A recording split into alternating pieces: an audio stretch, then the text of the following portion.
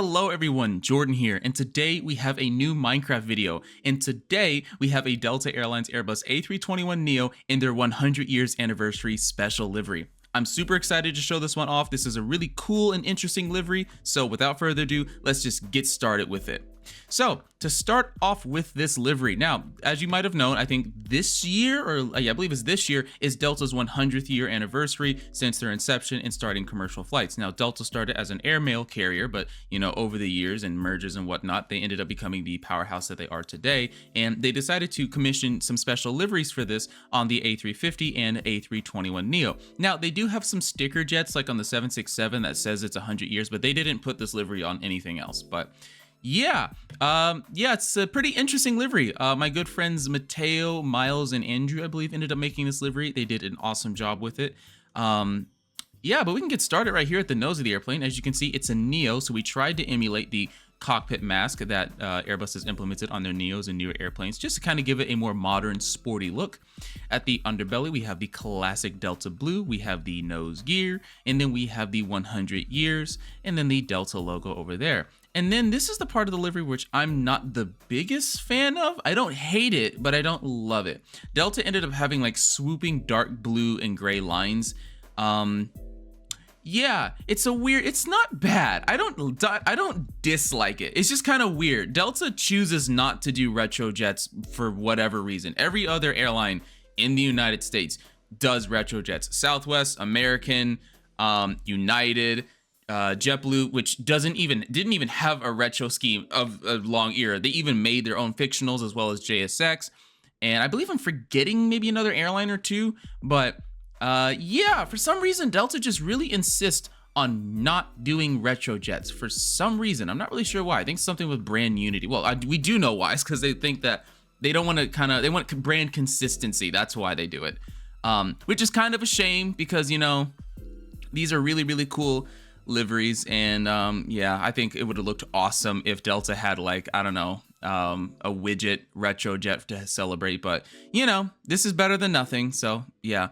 Anyways, though, that tangent aside, we have the Pratt & Whitney geared turbofan engines on this, and then we have the underbelly with the beacon light and the main landing gear and the landing gear doors right here.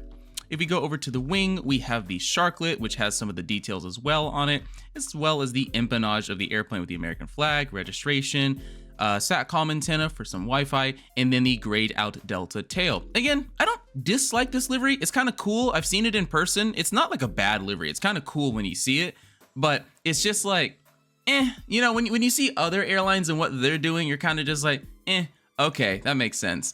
But yeah, this is what it looks like on the other side. We have the cargo doors here. We have the bulk cargo bay there. We have the right engine right here. And then we have the forward cargo bay. And this is what it looks like on the right side of the airplane. Yeah, again, it's a pretty cool livery. I'm not, as much as I'm hating on it, it's pretty cool. I think it's nice and all of that. But let me know in the comments if you guys like this livery. American Airlines just unveiled their retro livery for their 100th anniversary, and they're bringing it back to their flagship, kind of Astrojet kind of look. It's from the 1930s. Astrojet's not a good way to describe it, but American Airlines is bringing back a retro livery from the DC-3 in the 1930s on a 777, and I much prefer that. That's a lot cooler. It's a lot more like, wow, that's really eye-catching, whereas this one's just like, oh, okay, yeah. But anyways, enough monologuing. Let's check out the interior of this airplane. If we go inside, we have the forward galley, we have the cockpit door, we have a lavatory, not a lavatory, galley. Lavatory is right here, and then we have a cockpit door.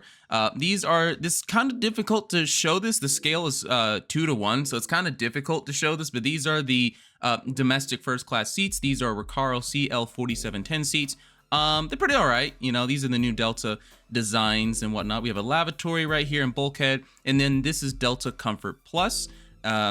These are the Collins Aerospace Meridian seats. And then if we go to the back, it's just regular, just Collins Aerospace Meridian seats towards the back for regular economy. They have in-flight entertainment screens and whatnot. Yeah, this is pretty simple. Nothing too crazy, really. And here's the rear aft galley, and here is some lavatories and whatnot. But again, it's a pretty standard airplane, pretty standard thing and whatnot. If we take a peek in the cockpit, as you can see, it's really dark. Don't have windows, but we have side sticks for the pilots.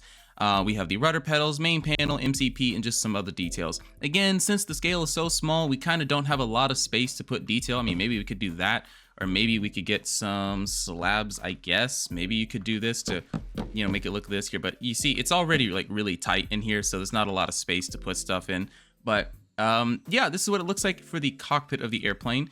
And that's kind of everything really for this aircraft. I think this is pretty cool. Miles and Mateo and Andrew did an awesome job with this jet. I think it looks awesome. I want to kind of hear you guys' thoughts on it though. Do you like this livery? Do you not like this livery? And whatnot. Last thing, as a little announcement thing, if you've made it this far into the video, trying out some new audio equipment. If you've made it this far, thank you. Wow.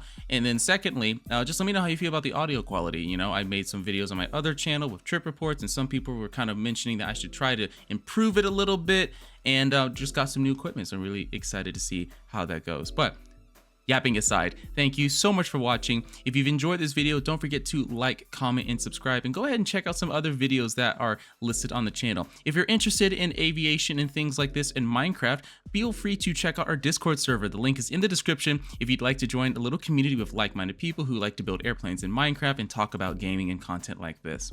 Anyways, thank you so much for watching. I'm Jordan, and I will see you in the next episode.